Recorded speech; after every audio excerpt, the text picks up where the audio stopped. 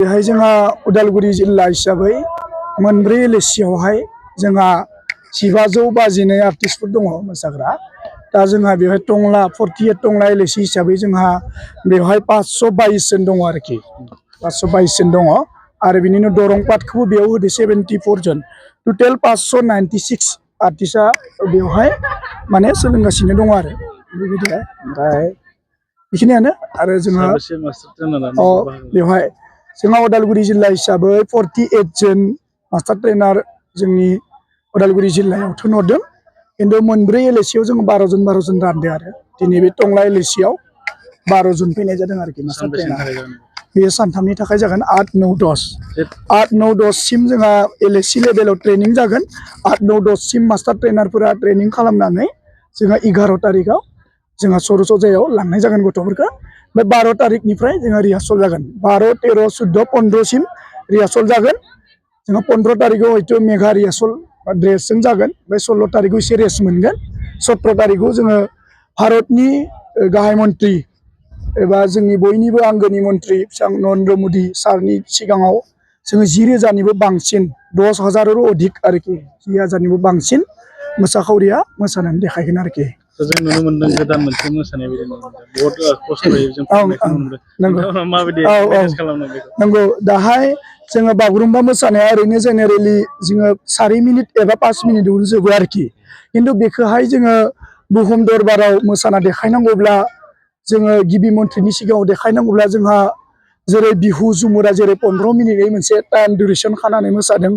बेबायदिनो जोंनि बागुरुम्बाखौबो जोङो 15 मिनिटनि मोनसे टाइम लानानै मोसादों। बेखौ एसे फरमेसन सोनाय जादों। बेखौ मोसानायनि आबुं करिय'ग्राफखौ खालामदों जोंहा उस्ताद बारलाम्फा नार्जारि सार।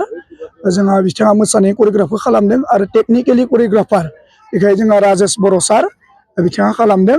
आरो जोंनि गासै बे बागुरुम्बा दोहौनि मोसानाय हाबाफारिखौ दैदेननो थाखाय नायनो थाखाय जोंनियावहाय 25 जन एक्सपार्ट कमिटिफोर दङ आरोखि। बे एक्सपार्ट कमिटियाव आंबो दङ आरो जोङो 10 जन करिय'ग्राफारफोर दङ। जोंहा 10 जन करिय'ग्राफार दङ आरो बे एक्सपार्ट कमिटिनि जोंहा सन्जित कुमार ब्रह्म सार बिथाङा जोंनि कअर्डिनेटर, बिथाङा करिय'ग्राफारबो एक्सपार्टबो। बिथांनि दैदेननायाव माने गोबां खस्थ' दुखु दाहानि गेजेरजों बिथाङा माने जोंनि एक्सपार्ट कमिटि करिय'ग्राफारफोरखौ लाफानानै बिथांनि खस्थ'जोंनो जादों होननानै जों बुंनांगोन आरो। मानोना सर्ट टाइम जों हागोन ना हाया खिन्थु सारा गावनि गोसो गोहो बोलो लानानै हागोन जों मावथारगोन बिथांनि माने नारा नाथा जुजिनायजोंनो सन्जित कुमार ब्रह्म सार बिथांनि नारा नाथा जुजिनायजोंनो दिनै माने बियो जागोन होननानै जों बुंनांगोन आरोखि। मानोना जोङो बिथांजों खामानि मावफाबाय थादों गोलाव दिननिफ्रायनो। ओंखायनो जोङो प्रेक्टिकेलि थाफानाय हिसाबै जोङो बिथांखौ बे समाव जोङो सारखौ जोङो धन्यबाद जासिदों।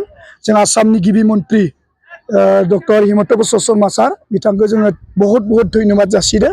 जोंनि बागुरुम्बा बे बागुरुम्बाखौ बिश्व लेभेलाव दिन्थिफुंनो जा मोनसे चान्स एबा होदों बेनि थाखाय बिथांनिसिम जोङो जोबोद साबायखर बावहरदों। आरो जोंनि आसाम सरकारनि कालचारेल एफेयार्स डिपार्टमेन्टनि जोंनि डाइरेक्टर सार राहुल देब सार, दास सार बिथांमोनखौ साबायखर बावदों। जितेन दास सार दङ जोंनि CDO बिथांमोनखौ जोङो साबायखर बावदों। आरो जोंनि गासै करिय'ग्राफार सारमोन गासै जोंनि एक्सपार्ट कमिटिनि सारमोनखौ जों साबायखर बावनांगोन आरोखि।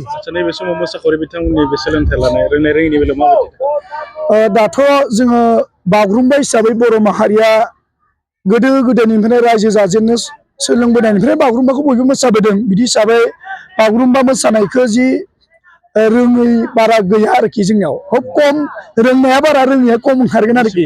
औ खिन्थु नंखायनो जोङो मोनसे फरमेसननि गेजेरजों जोङो मोनसे पेपार वर्क जोङो जाय जिनिसखौ जोङो पुरा नटेसन जोङो मार्किं खालामनानै जोङो बानायनाय जादोंथ'। दा बेनिखाय सोलोंनायनि बेबस्था हिसाबै करिय'ग्राफि जा जोंनि डिजाइन जेनेबा जों ग्राफिक डिजाइन बिथांमोननो होदों बेबायदि बिथांमोना बिराद मोजां बेखौ माने फारि फारि फोरोंलांदों आरोखि।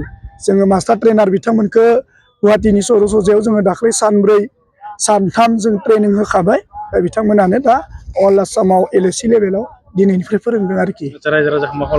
रायजो राजाखौ खावलायनो लुबैदों जोंनि बागुरुम्बा दोहौ बेखौ जाहाथे बयबो गुवाहाटीनि सर'सजायाव बाहागो लायो, गिर्जा बिजाब थांनानै बाहागो लाहैयो नाहैयो।